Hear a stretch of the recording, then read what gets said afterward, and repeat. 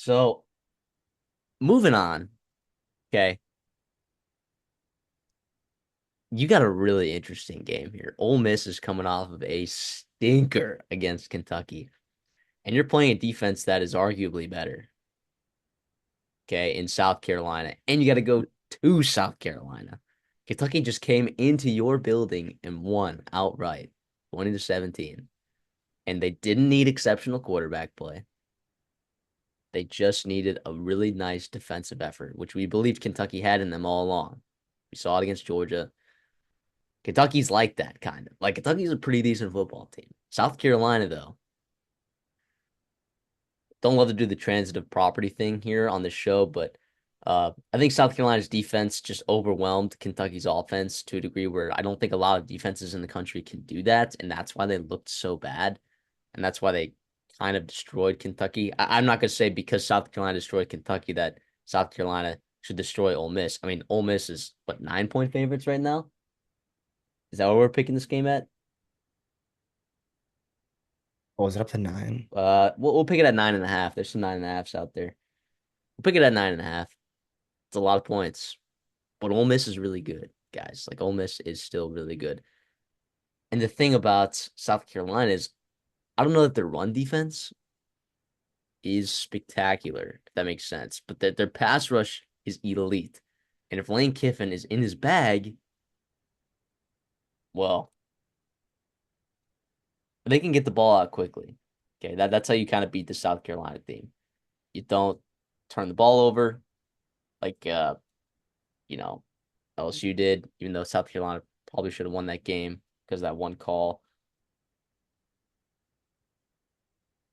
And you got to probably run the ball against South Carolina. You got to try to do it. Got to try to do it. But I don't know, dude.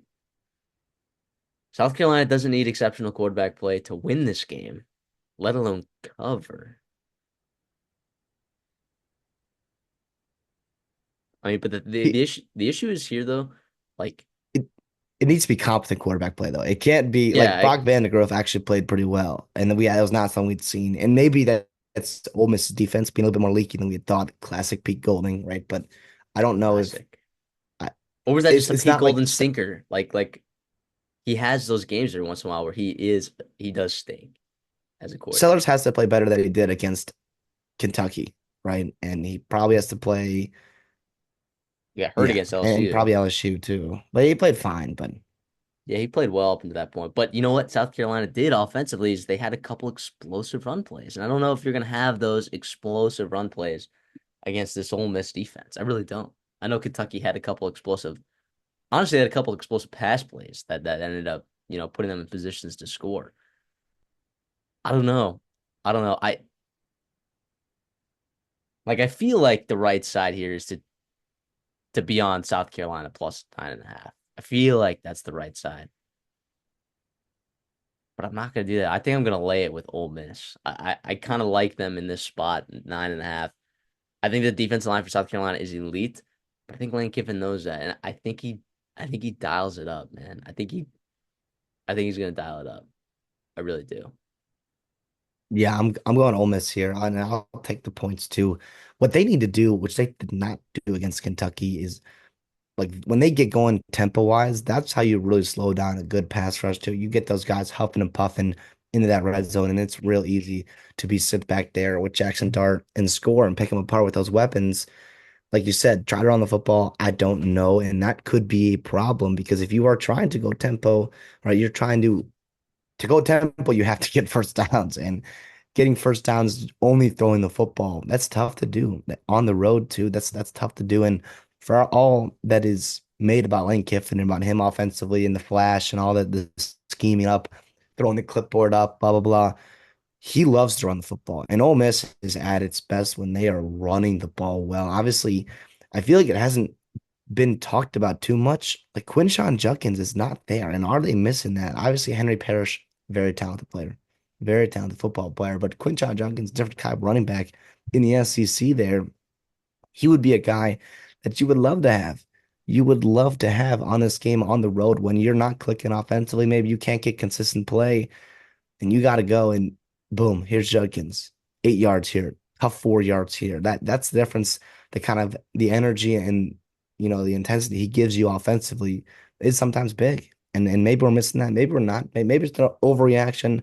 I think it's more of an overreaction, right? I think Kentucky's a good football team. I think they went on the road and they kind of stunned Ole Miss. Looking at So Ole there's Miss's schedule, I would not have picked that game to be the trap game. Like this was the trap game I was kind of thinking about. It was at the end, yes, of a long absolutely. kind of stretch here, a week before LSU on the road, right? A lot of things could go wrong, especially with that front that South Carolina is going to give a lot of teams trouble. I think Ole Miss is a good team. I'm not ready to just sell my entire Ole Miss playoff stock, my entire Ole Miss SEC stock. I think they bounce back in this game. Yes, Syracuse very good, very frisky, very dangerous. And it would not surprise me, obviously, if they come in or at their home turf and they get a win here. But I Yeah, think Ole Miss is seriously. going to come out ready to go. Yeah, which is why this is not a bet at all. Like when we if we come back and we're recording on Sunday and South Carolina wins straight up, I'm gonna be like, well, duh, of course, you know. And then my expectations for Ole Miss are probably recalibrated because there are some elite defenses in the SEC that if they're struggling offensively to move the football against South Carolina and Kentucky, like what are they going to do against some of these other better defenses? Uh, You look at Oklahoma, you look at Georgia. Now both their yeah, games are at home, but yeah, good those are defenses there. yeah, like Oklahoma's a game. Like if they drop this game to South Carolina, like I would be inclined to look favorably on Oklahoma, even though Oklahoma hasn't looked good, right? I defensively, like you said, they're very talented. So yeah, I'll reluctantly take Ole Miss minus 9.5. I know we got a lot of South Carolina fans as subscribers. Look, hey, over 5.5, we're still holding on. All right, we're still holding on. And It's me by the and you way, guys. Let's to be fair, go. I have not been on. I've been wrong by South Carolina. Like this, I've been bad picking them, this year so far. In terms of how South Carolina does win the football game, you mentioned they don't have to have elite quarterback play, right? It's got to be Sanders and Sellers, or do they still have to hit explosive plays? Is it going to be their defense creating short fields? Like what's the game plan here, for Beamer and his squad?